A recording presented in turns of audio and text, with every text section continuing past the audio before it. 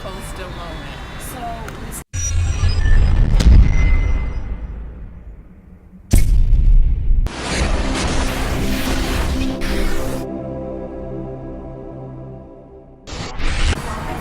Recently, you graduated from school, and what has been some of the challenges in the workforce that you've seen, that you've experienced since receiving your degree?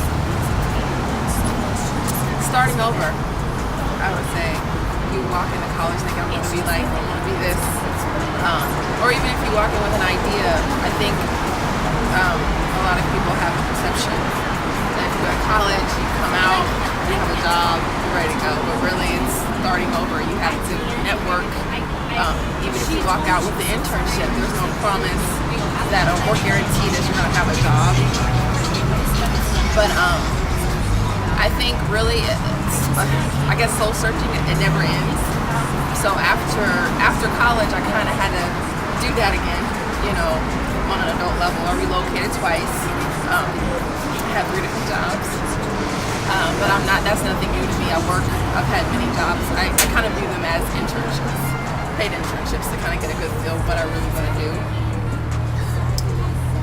But honestly, I think, the biggest challenge is kind of finding who you are as an adult, and as far as, where do you want to commit yourself for the long run? You know what I mean? You don't want to jump into anything and it's a dead end, so you kind of want to think things through, but at the same time, you have to take that chance.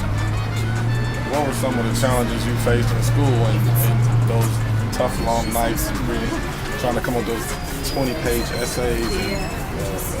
What would your message be to college students who are in there now,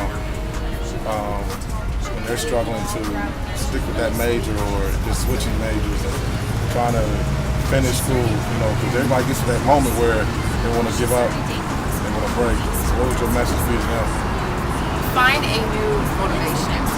I know when I first started college, I wanted to own my own Corvette. That was my original, honestly, it was my motivation. And then the more, of course, I grew up, I understood the struggle my parents were going through. That ended up being my new motivation. Involved with my father, where I'm like, forget him, so then I started doing it for myself. So you have to be open for change within yourself and, of course, your environment.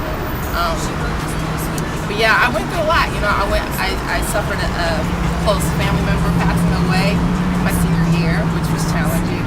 I couldn't even write, I couldn't even circle. My mind was so messed up at that time. But you really have to push through that and see the bigger goal, what they want for you, what you want for yourself. And with a lot of great success stories, there's a lot of sacrifice along the way. So, you have to sacrifice yourself. At the same time, you have to sacrifice pain that you're going through and, the inner struggle to reach a goal that, of course you set your mind to. So, everything goes hand in hand.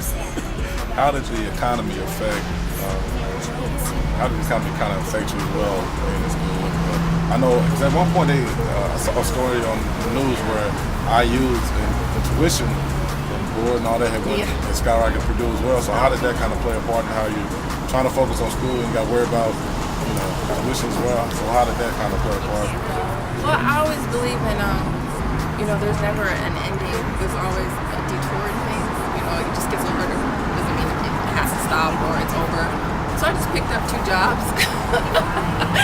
Worked at Taco Bell, worked at that Bed Bath Beyond, and then I ended up for one of my jobs, I ended up working at a nursing home, which was kind of an eye-opener too.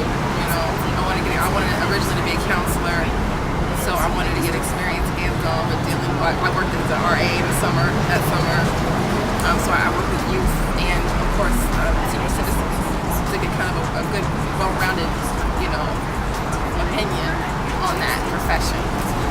But yeah, I worked my way through college, full-time student. At one point, I did 19 credit hours and worked 2 jobs. Don't know how I did that, but I did it. Wow. Yeah, and then once I lost, of course, that family member, things got really, really tough, and I had to adjust. But again, it's all about finding a way and believing in that, and not really paying attention to the no's and the dead end streets, because I don't like distraction, and to me, that's a distraction. All right, thanks a lot, Coronna. Her message to college students for her coach, Still Moment on TV.